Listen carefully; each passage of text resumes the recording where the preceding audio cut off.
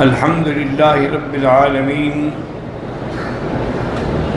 والصلاة والسلام على أشرف الأنبياء وسيد المرسلين سيدنا ومولانا محمد وعلى آله وأصحابه أجمعين اللهم صل على سيدنا محمد وعلى آل سيدنا محمد كما صليت على إبراهيم وعلى آل إبراهيم في العالمين إنك حميد مجيد. أعوذ بالله من الشيطان الرجيم. بسم الله الرحمن الرحيم. ولا تقتلوا أولادكم خشية إملاق نحن نرزقهم وإياكم إن قتلهم كان خطأ كبيرا. ولا تقربوا الزنا إنه كان فاحشة وساء سبيلا.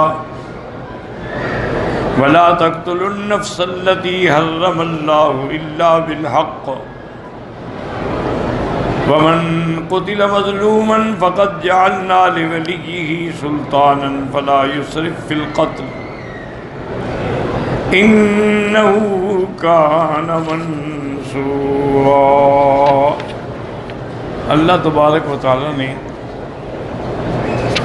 کلام مقدس کی ان آیات مبارکہ میں ارشاد فرمایا ہے کہ وَلَا تَقْتُلُوا أَوْلَادَكُمْ، اپنی اولادوں کو بھوک کے ڈر سے، فقر کے ڈر سے قتل نہ کرو.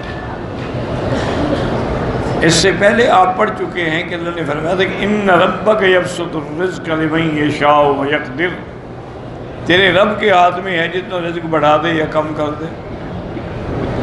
إِنَّهُ كَانَ بِعِبَادِهِ خَبِيرًا بَصِيرًا، وہ جانتے ہیں اپنے بندوں کے اعمال کو، ان کے آگے کوئی چیز چھپی نہیں. وہ جانتے ہیں کہ کس کا رزق بڑھانا ہے اور کس کا رزق کم کرنا ہے. سب حکمتیں میرے اللہ کے ہاتھ میں.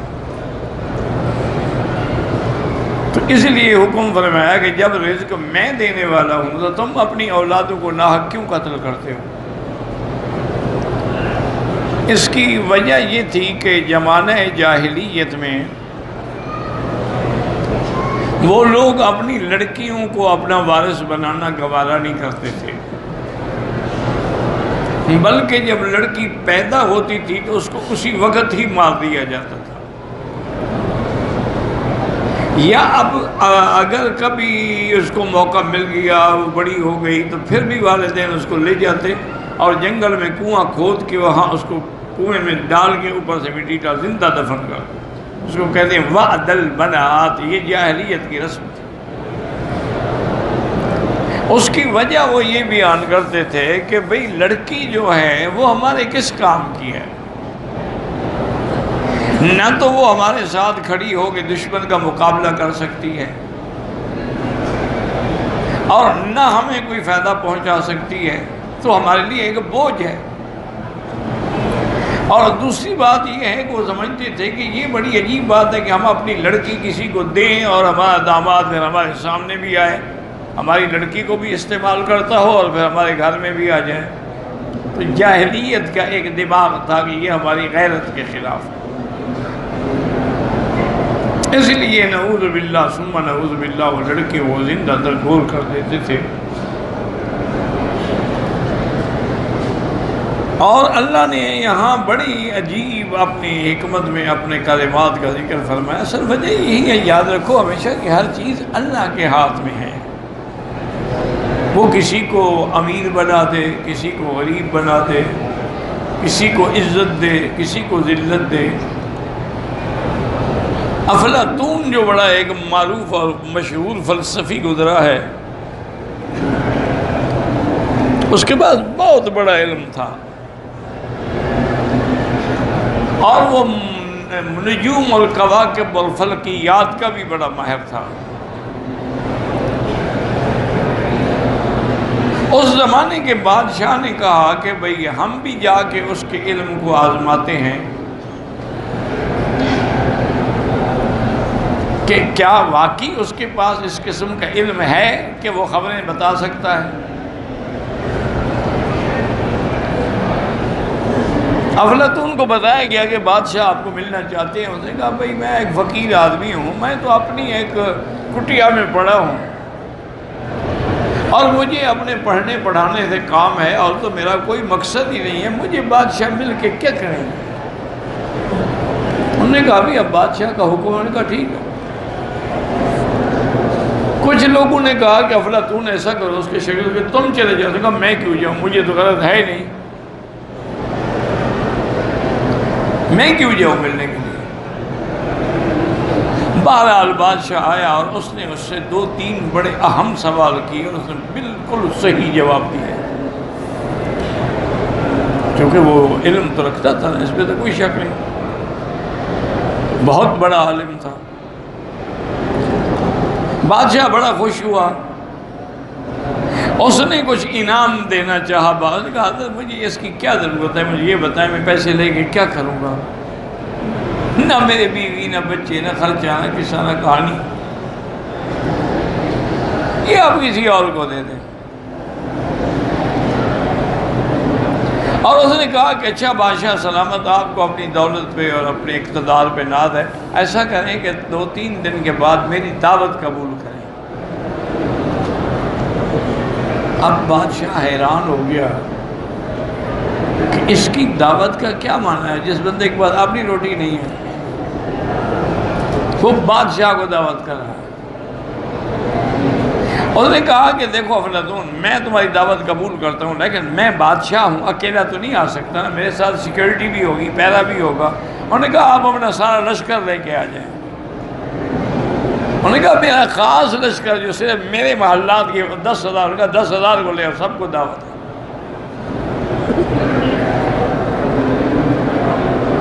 بادشاہ بڑا حیران. انہوں نے کہا اب یہ پتہ نہیں کیا کرے گا.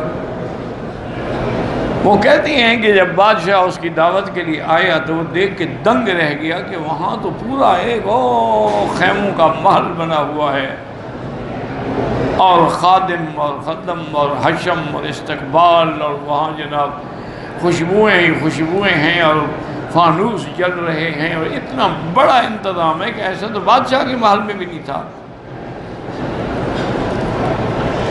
آئے اور جب بادشاہ کے سامنے کھانے آئے تو بادشاہ کھانے دیکھ کے بھی حیران ہو گیا کہ ایسے کھانے تو میرے پاس بھی نہیں پکتے.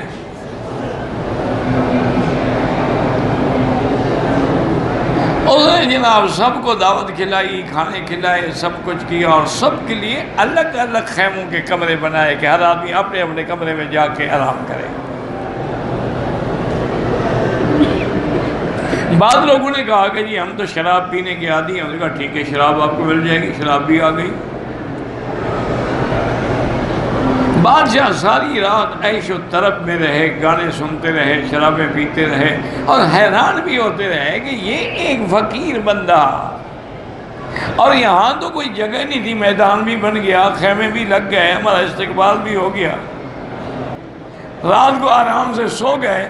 صبح جب اٹھے تو سب کے پاجامے گند سے خراب ہو چکے تھے، گندگی تھی، پاجامے سب نے پکڑے ہوئے تھے دھونے کے لیے، نہ محل ہے نہ خیمے ہیں نہ کچھ ہیں. نے کہا کیا؟ آپ نے کہا یہی دولت کا انجام ہے، اسی لیے میں دولت نہیں رکھتا ہوں.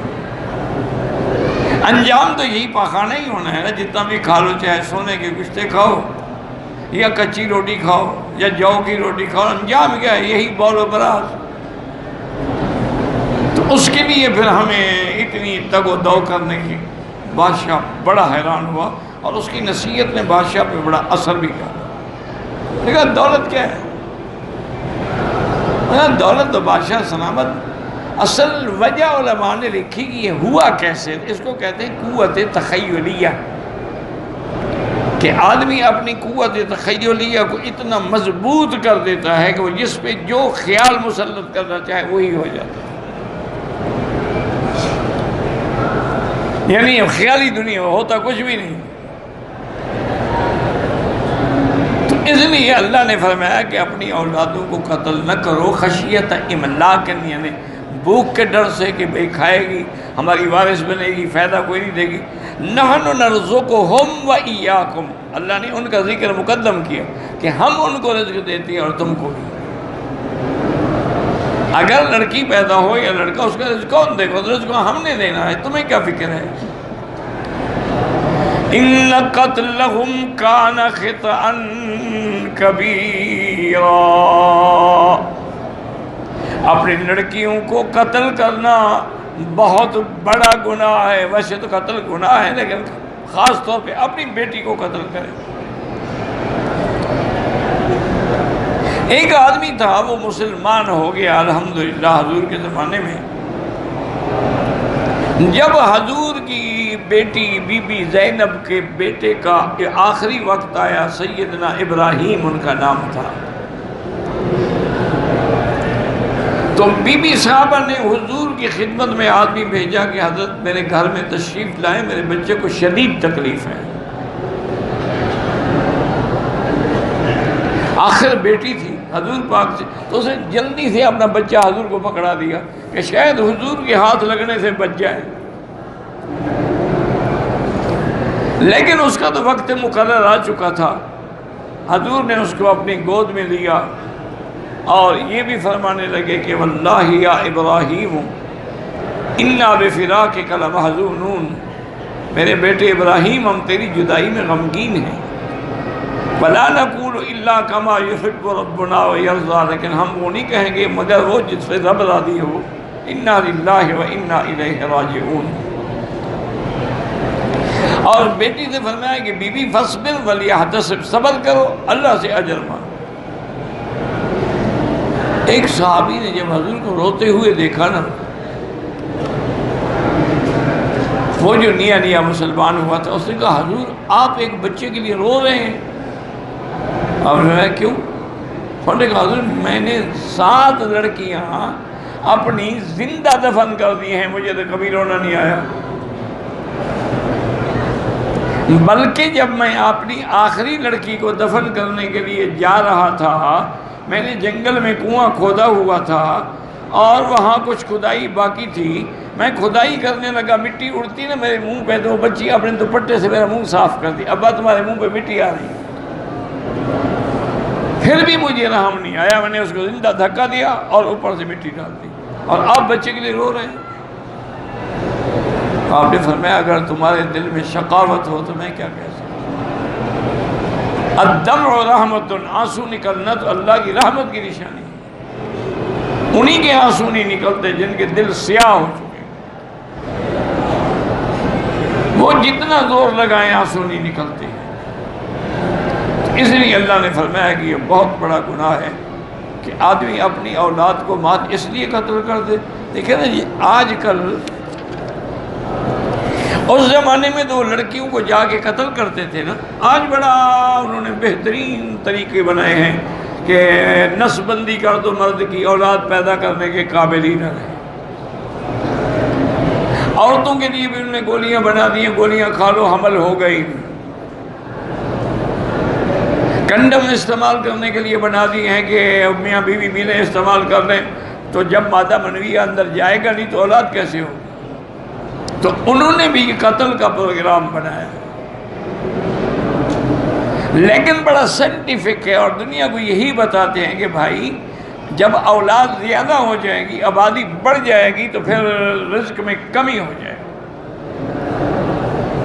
سب سے وہی گھر اچھا، بس ایک لڑکا ایک لڑکی ہو۔ لیکن اللہ کی شان ہے کہ ان کی ان زیادتیوں کے باوجود جس بچے نے پیدا ہونا ہے وہ پیدا ہو کے رہے گا۔ اور یہ بھی اللہ کی شان ہے کہ جو گولیاں عورت کو دیتے ہیں نا حمل روکنے کے لیے، کبھی کبھی ان کی وجہ سے حمل ہو جاتا ہے۔ وہ گولیاں کھانا بھول گئی نا تو جراثیم فوراً آگے آ گیا۔ اس لیے آج بھی بندوں کو اور زندوں کو اور لڑکیوں کو قتل کیا جا رہا ہے۔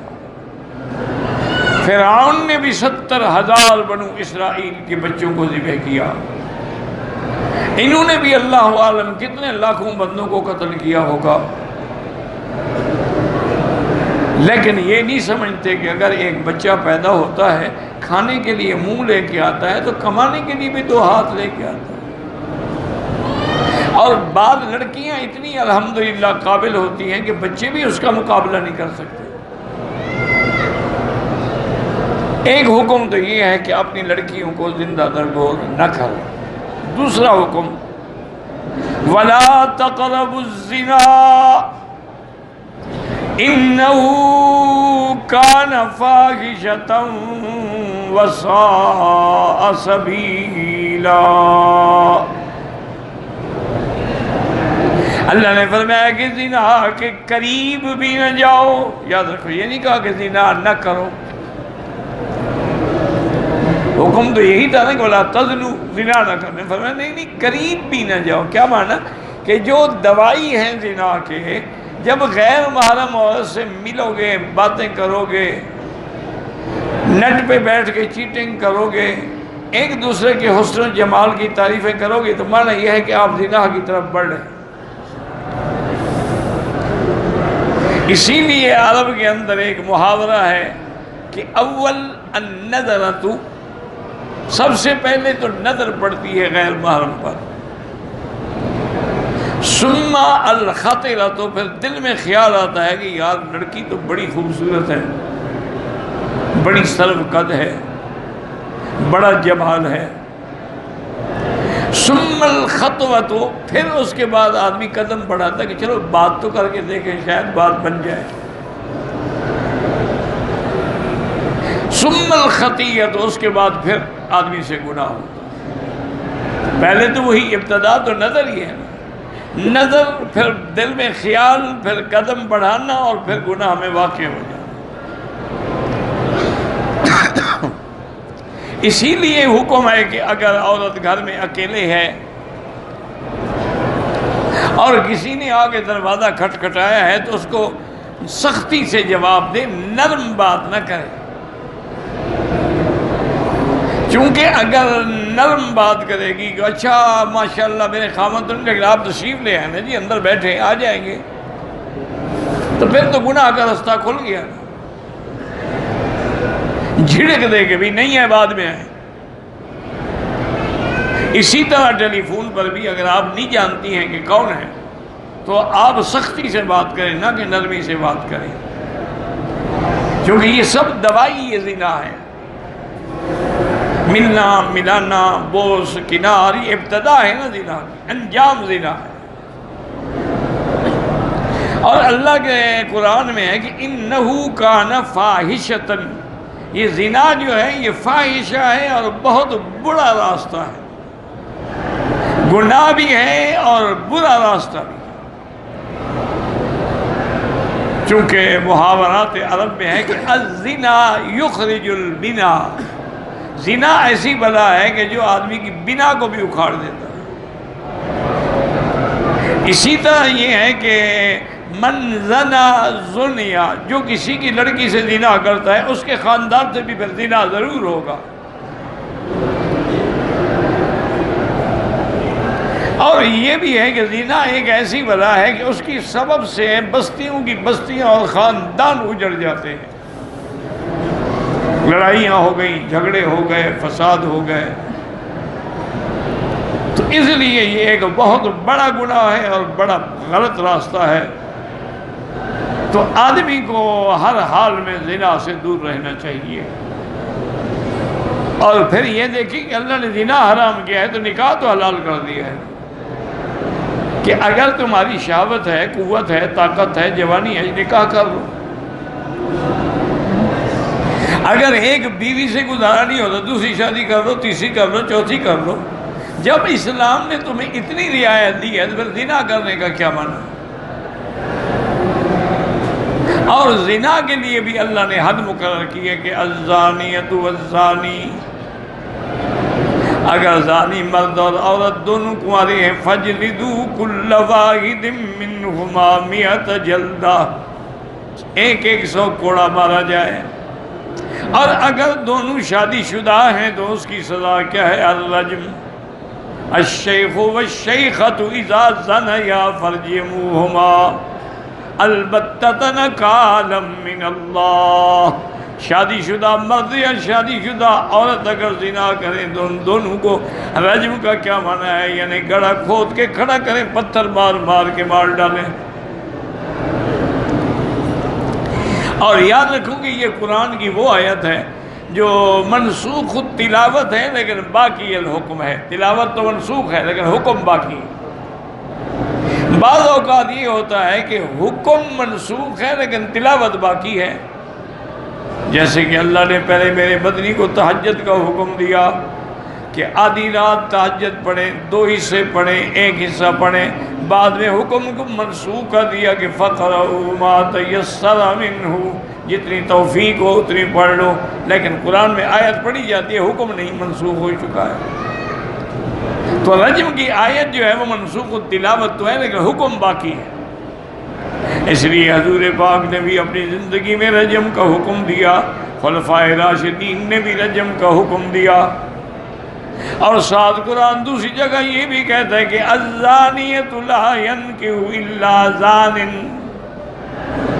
والزانی لا ینکح الا زانیۃ او مشرکہ، کہ زانیہ عورت جو ہے وہ زانی مرد کو پسند کرتی ہے، اور زانی مرد جو ہے وہ زانیہ عورت کو پسند کرتا ہے، چونکہ ہم جنس ہوں گے نا ایک دوسرے سے، تبھی وہ انجوائے کر سکیں گے نا۔